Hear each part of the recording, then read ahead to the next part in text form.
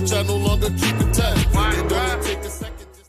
Because it's like it's a catch-22, you know. The more you work, the more you're away from your family. But you got to work to make the money to provide for your family. But they also need you present for you to be able to lead your woman and your kids. So it's like a catch-22, you know. Yeah. It's real out here. It's real out here. And gangster, if I could, use that term, it's gangster. The A. Gang. I was gonna ask that question. I was gonna say, is it ER or with an A? But gangster, you know what I'm saying. What I was gonna say is, you came out with an intention to turn lives around. Bottom line, right? You wanted to make a difference. Bottom line, have you found that actually has produced a lot of traction, or are you seeing people reluctant to get on with the movement? It's a lot of traction, man. It's so many people hit me up. Let me tell you something. Because you got to keep. It's a lot of gangsters out here. Okay. It's a lot of similar. ERs, we'll go both of them, right? So when a person gangsters is Al Capone. There you go. So when a person sees somebody that's really from the streets, and if you could say, man, because you got to keep out a lot of old heads that was getting money, go do a little stretch when they come home. The little shorties now they grown now. The block you once held down, he holding it down now. So you got to see a lot of these old heads that come home and be like, man, I ain't going back to the streets. So they'll go hustle. They'll go to work. Yeah. And then once they see that 95, that check ain't adding up and you can't get a lot going, they'll relapse and go back to the streets. Yeah. So in my mind, I'm like, I was coming from the hospital with my mother, like I bring her to get a checkup. And I was thinking, right, I be zoning out until I got to the rail. I said, Mama, you don't want to know what I'm scared of? She said, what, baby? I said, I'm scared to go back to jail. And then while I'm in jail, I get that phone call from the chapel saying, come here. Somebody, every time when you get that phone call in that chapel, somebody done died. Okay. So I'm like, I'm scared to go to jail, get that call that you done passed away. And she looked at me. She was like, "That's right, baby." Because I'm saying to myself, "Man, I'm home now. Why would I? It's not worth it no more." You know? Man. So bro. So and every time I come home, she be looking for me too. Like you know how when the children young they look for their parents. But I come home, she be looking. She's looking. Absolutely. That dope. Absolutely. You don't that dope, bro. So, absolutely, man. I keep all that in mind. But it's a lot of people that we want to work. Some people I be able to just show them what they got to do. Okay, they don't know. They actually don't know. They need a mentor. Yeah, man. And I be showing, helping them. Like prime example, if you want to do an LLC, I learned Louisiana like $125. Texas want $300. Yeah, you know what I'm saying. So you know what I'm talking about. Now, veteran like me, now we get it for free, but I get the concept. You know what I'm saying. But it costs. Yeah, man. But you learn the game. I mean, I think. Oh, go ahead, Morris. Okay, like since we on the incarceration thing, we're gonna stick on that for 1 second, right? You know how a lot of these young dudes out here, they 16, 17, they going to jail, they frail, they haven't even grown into their grown man body yet, and now a lot of times, they in jail with people that's 200-300 pounds, grown men, and they incarcerated. Now this is a new world for them because they don't have no gun to protect them no more or none of that. So I know that's got to be difficult, with some of these youngins trying to live, day to day, incarcerated, dealing with those type of, nuances. That's a fact, man. And you right. Like you got big old linebacker, big old lineman on that compound. You got a lot to do that workout. Bro, so you got these little small, frail little children coming in there and they don't have a clue. Yeah. So my thing be, I can only give it to you, right? Yeah. So what happened was when I was in prison, I started this movement from prison. Okay. Okay. So I did an Ozone magazine. Yeah, I wrote out. I did articles in the Ozone magazine, Soul Bank, different magazines. So I had did a curriculum, because I was like, if you think about this, on one hand, the criminals still run the streets. Yeah. And what I mean by that is, if you take somebody like Big Meech. Okay. So he got a big name, BMF. So if he wanted to, he could have reached out from prison to the streets and still call shots. Okay. So that's a real thing. Right. Okay. You got guys that still be on them calling him, what's up, tell such. Yeah. Because the little homies look up to him and he's still loyal to them. Yeah. So now what I did, I had come up with a curriculum where you got a spot in the prison, and if it's beef on the streets, certain people who got a name for themselves will be able to get on the video call and be like, what's going on, homie? What happened? What's whatever explain to me as much as you can without incriminating yourself. Yeah. Right. So that way we could try to, because if ain't nobody dead and no blood was shed, if y'all just got into it and it's about to be a problem, we can nip it the bud right now. You can mediate. Right. You know what I'm saying? So I got all that in my curriculum, man. So I had been doing this from prison. So this is not something I started when I got out here. I started this from prison. I had a class called I Can Go Home and Be a Better Man. Yeah. When I had a life sentence, I was helping preparing guys to go home to society. Yeah. So I should be helping them out. Yeah, I was already doing that stuff while I was in prison. Yeah. And I got two questions. Big ups on that. Definitely much respect, because it takes a lot of mental fortitude to care. I would argue, you know, when in a society on the street, self-preservation is over everything for the average person, and in prison, I imagine, is even more pronounced. So, one question, like AC was saying, when you got the younger generation inside the wall, one question is it not possible for people like a 16, 17-year-old to just do their time? Why is it not just possible they can't just do their time and go in and get out? And then second of all, did you start the movement, the curriculum, the things that you're doing now with the idea that you were getting out, or did you do it when you thought you were going to be in there forever? I like that. So you asked me a lot of stuff here. My bad. Don't worry about it. My bad. Again, I got it. I'm still focused on the ERA. You know, I'm still working on that. Same, brother. Yeah. Okay. A camp Okay. or a low, yeah, you can go do your time. Okay. Anybody? Yeah, a medium penitentiary, it's gonna be a little problem because you got a bunch of miserable men. So you got your own. It don't be other people. It's your own homeboys. What we call a car. Okay. They be the ones that's praying on you, just watching. Okay. So you might be a little youngster who have a mother, father, and he's sending you money to take care of what you go to commissary every day. Yeah. I mean, or every week. So the guys that's in there broke and don't have nothing. Man, let me get a Mac. Man, let me get a soup. I got you. And then you be like, man, I can't do it. Now they mad. Now they want to break in your locker. They want to steal your stuff. If they find out you do one wrong thing, get out the yard. They want to, because they mad you didn't want to feed them. Yeah. If you go on a visit too much, they hate. Well, I hope they ain't come. I hope they don't show you got dressed up. So it's always somebody that's don't like your movement, what you got going on. And let me just speak on that, because my understanding, a car has to do with like what state you're from. A lot of Right. times, okay. Okay. Game. So let me finish something, man. Yeah.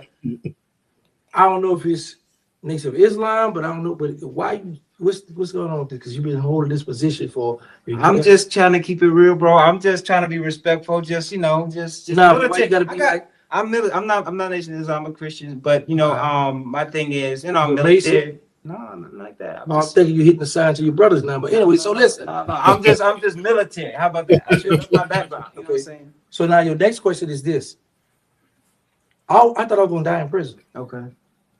But my thing, I'm a Muslim. I follow the Quran and Sunnah. So I always, once I came into Islam, August of 2005, I stopped cussing. I stopped using the N-word. Okay. So I wanted to better myself. But let me take it back. While you were in, you just wanted to be a better person, right? Yeah, because of the faith, right? But no, let me say, now before the faith, it was this hope. I had a homeboy from Louisiana named Grill. Yeah. So I say, we was having a discussion. And I say, man, you say this, and this. He said, I ain't say that because I don't cuss. Mm-hmm. I said, man, every black man will go to him out cuss. You did. So I started watching him. Yeah. He really didn't cuss. Yeah. So I tried, then I relapsed. I tried, I relapsed, Mm-hmm. Yeah. So when I finally took Shahada, I got on it and I stuck with it to this day. Yeah. So 2005. Yeah, 2005. August of 2005. Yeah. Mm-hmm. So I've always helped people. Okay. I've always wanted to help people out. Like it was a time, and this dude, he passed away. It was a white guy named Nut. He was a BMF. He was a Beast Call. We got ready to go home. I got him some shoes and clothes and all that. So he had started being like a little trend certain people won't have. Say, excuse me, Gangsta, what's up? They said, man, come to you. If I don't have nothing to dress out to go home with, I might go to commissary, get him something or order something from him. Yeah. That's always helped people. So I've always helped people. Yeah. Even when I didn't, like I told you, I had the class called I Can't Go and Be a Better Man. I had a life sentence and was helping people. Yeah. That's good. I facilitated a non-residential drug class in there. Okay. Well, I actually get paid $25 and everybody else get paid $25 to take the class. Yeah. So what I did was, instead of me standing up here at the podium and everybody there looking, because inmates, how they first thing they mind, who he think? Who are you? I ain't about to be right. So what I did was, who you think you are, right? Yeah. So what I did was, I did like a holocaust.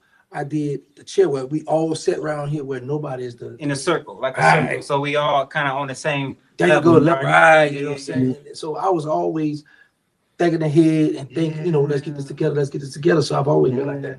See, now I'm glad we did this interview. Grateful for you because see, you're speaking on something that's real. Now, in prison, you got to do what you got to do to survive. A lot of times people say, well, you're good is just, some people say a prison conversion, but on the streets, we need more brothers like yourself who want to bring people together. It's hard work. There's a lot, like you just mentioned, it's hate. It's a lot of people that don't want to see you come up. Even if you, like you say, know people that have money, it's not money that's stopping, it's the mindset. You know what I'm saying? And so how important is it for you to try to work on things like that in the real world where it's just as hard as it is in prison in some cases? I'll be honest with you. I mean, from what I'm told, the real world is very, very hard.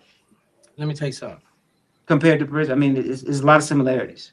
This is why I'm able to keep my sanity. Yeah. Because you got, like you said, you got to keep I got Birdman and more that just living. Yeah. On that island. So this is how I'm able to keep my sanity. Because first I say, okay, I believe in God. Yeah. So in my mind, I say, you know what?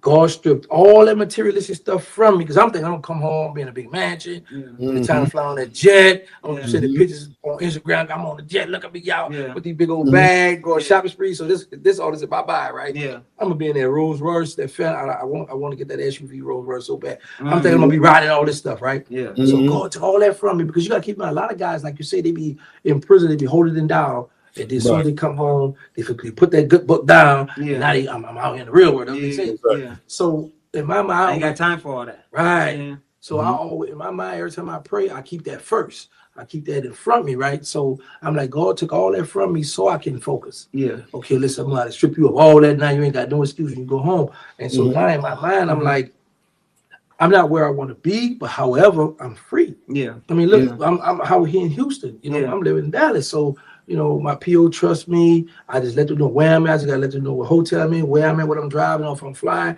Once I give them all that, I'm clear. Yeah. So, bro, let me tell you something. I just drove from Dallas to Detroit, 18 hours by myself. Wow. There and back. Rest a few days. Yeah. Then I just drove to St. Louis. Okay. And then from St. Louis the next day to Indianapolis. And back to Dallas. Took me a little rest under this holiday, and now I just drove 3 hours, 3.5 here. Yeah. And then when I leave here, I'm going to New Orleans. Yeah. Wow. 5 hours. That's about 5. No, right? 6. No, 6. Yeah. So I ride by myself so I could think and keep myself focused because I don't want nobody to get in this car with me and you got marijuana on. You got they hot. They hot. Now you into it because they hot. Come on, I don't smoke. Yeah. Bro, I've never in my life smoked. I never in my life drank. Yeah. So, you know, some people get in the car, oh, it's on me. I be like, yeah, it's on you, but if the people pull us over, they're going to say what you was doing around. I feel the same. Right. You know, with that being said, you segue me right into a question, right? You know how it is these days, how, you know, no snitching, that's law, right? And then at the same time, we got people that you could be with somebody like what you was just speaking to, right? They can have work, etc. in your car. Y'all get pulled over. You all get locked up. Nobody claims the work. Nobody claims this. So now it's placed on everybody, right? Everybody get the same charge, right? So what do you think about people honoring up and saying, you know what? That's mine. I'm not going to let that dude go to jail for something that I know that's mine.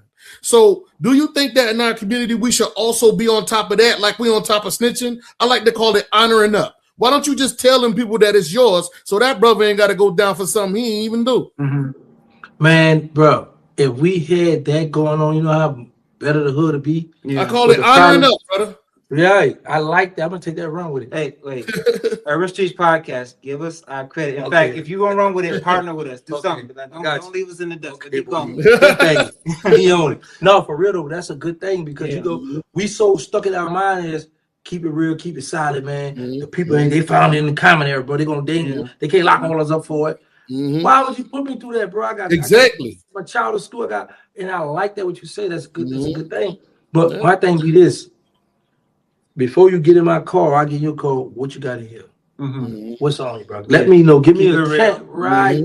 Give me a chance to see. So that's if why I want to take the risk or if I don't, right? You know. So that's why I like to travel by myself. So I don't like to worry about that. And you know what I'm saying? And then I ain't gotta worry about nobody nagging about, say, bro, oh, we out of town. Where the weed at? Let's go to man. Listen, I ain't bro, I'm getting where I gotta go.